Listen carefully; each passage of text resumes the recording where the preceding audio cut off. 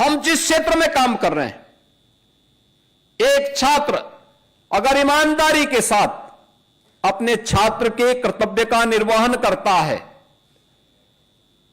तो ये मान करके चलिए कि वो भारत के संविधान को सम्मान कर रहा है। अगर एक शिक्षक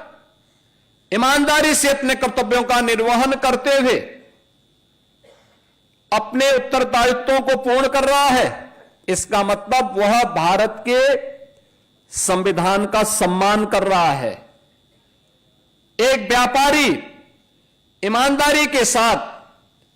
अपने व्यापार कार्य को संपन्न कर रहा है तो ये मान करके चलिए कि वह भारत के संविधान को सम्मान दे रहा है।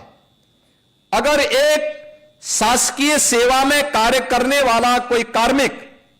ईमानदारी के साथ अपने उत्तरदायित्वों का निर्वहन कर रहा है तो यह मान करके चलिए कि अपने नागरिक कर्तव्यों का ईमानदारी पूर्वक निर्वहन करते हुए भारत के संविधान के प्रति अपनी सच्ची निष्ठा का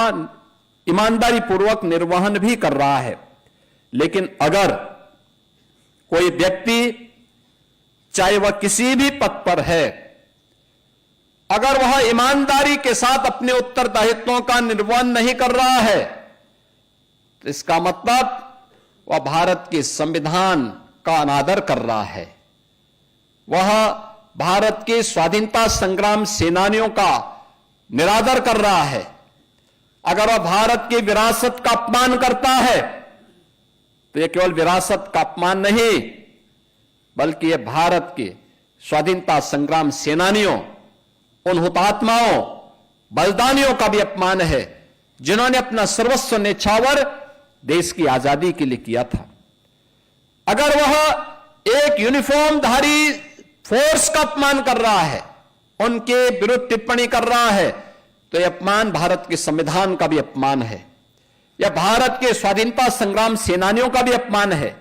यह भारत की व्यवस्था का भी अपमान है।